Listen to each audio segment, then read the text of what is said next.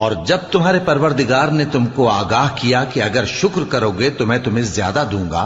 اور اگر ناشکری کرو گے تو یاد رکھو کہ میرا عذاب بھی سخت ہے،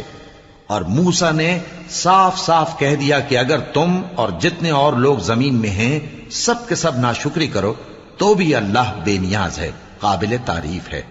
بھلا تم کو ان لوگوں کے حالات کی خبر نہیں پہنچی جو تم سے پہلے تھے،